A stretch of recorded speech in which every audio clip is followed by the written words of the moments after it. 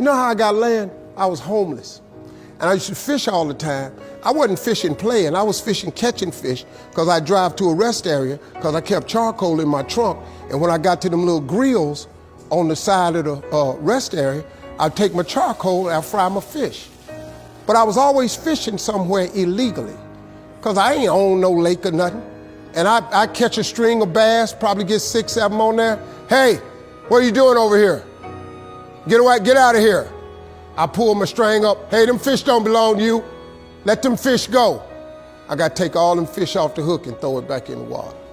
He didn't know, man, that I'm trying to eat, but I can't break no law, so I got to go on by my business. So first thing I said, I told God, I said, when I get me some money, I'm going to buy me a piece of land. Because I just want a piece of land where can't nobody run me off. I just want something I can stand on. This here piece belonged to me. So this how I did it. I was reading something one day, and I said, man, how much land is on earth? So I looked it up. It's a little over 36 billion acres of land on earth. At the time, it was between 5 and 6 billion people on earth. It's a little over 8 billion now. So I did a little hood math. I said to myself, if it's 36 billion acres of land and it's 6 billion people, just to me, everybody ought to have 6 acres of land. It was a scripture my mom used to tell me about all the time. She said, you have not because you ask not. So guess what I started asking for? 6 acres of land. Just wanted 6. So I messed around and got my first piece of money. I got me a check for about $115,000. So first thing I did, went to Dallas, Texas, said I'm gonna buy me some land. I found a piece of land, I thought it was perfect.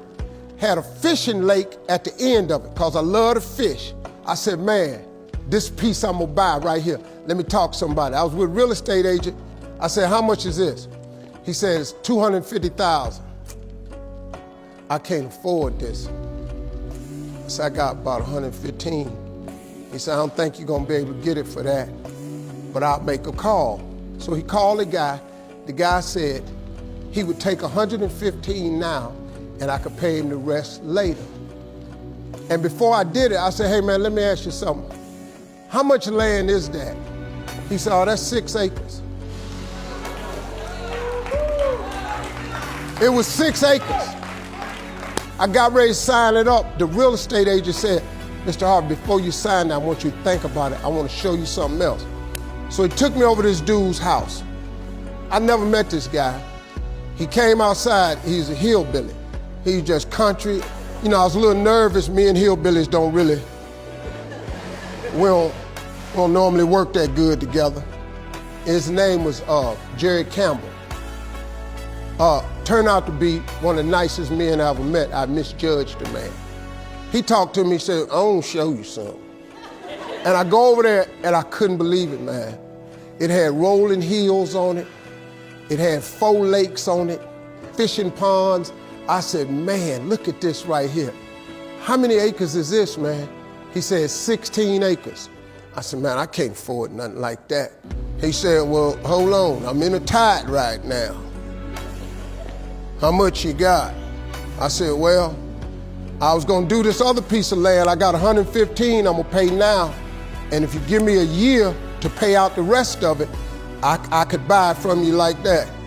He said, tomorrow morning, if you bring me a $115,000 check, I'm gonna give you this land. So I got the 16 acres of land the next day. So I said, wow, that's how it worked. You have not because you ask not. I asked for 6. Soon as I was gonna buy the 6, he put some grace on it. Next thing you know, I got 16 for the same money. So I got to thinking, I got a couple partners in Cleveland that's locked up. They not getting out of prison. So I asked God, could I have a 6?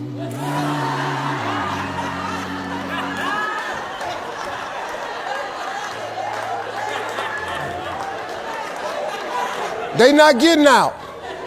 They got 6 coming. Hey, Lord, can I have A6? So you know what he did? Some land opened up next to it. I bought 18 more acres. I bought it. So I went back up to Cleveland.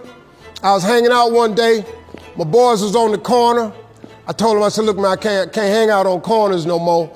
I'm trying to get my TV career started. Oh, you done changed, man. This what's happening. So now you done got this little money. You done forgot where you from. I said, okay, hey, Lord, can I have A6 too? So I see right now, yeah, I see what's happening right there. They ain't finna go nowhere. So I kept asking for everybody I thought wasn't gonna ask for their 6. I asked for their 6. I ended up owning almost 300 acres of land in Denton County, Texas. But I just kept on, man. Just kept on with it. I just kept the faith. I kept believing. I kept asking him. I kept wanting. God got great life for you, man. But you're going to have to ask for it. And when you ask for it, you're going to have to believe it. After you believe it, you got to put your work in. Now, if you don't want to do the work that it takes to be successful, this man with his success, if you knew how hard he worked, if you knew the hours he put in, the hours his daddy put in, if you knew what it really took, it's daunting. It's days, man, where you go, whoa, what is this I'm trying to do? But you got to hang in there. See, getting what you want is up to you. How you get there, that's up to God. See, the problem with you is you trying to figure out how to do something. Listen to this. The how-to ain't none of your business. The Bible don't tell you to figure nothing out. It say ask, believe, and receive. Now, see, you keep going down these churches, they keep telling you this, but you ain't listening. I'm asking you to listen. You can turn your life around if you change your attitude. You change your attitude, you change your altitude. Stop sitting in here with a life of mediocrity when that ain't what God created you for. Now, you might not want this life. You might not want what it takes to get here. But if you want this life, you got to put in your work. You got to put it in. You got to stay prayerful. You got to never give up. You got to talk God every day. Now, if that ain't what you want to do, then good luck. You keep doing what you've been doing, you're going to keep getting what you've been getting. I would try something else if I was y'all. I appreciate y'all coming. Thank y'all very much.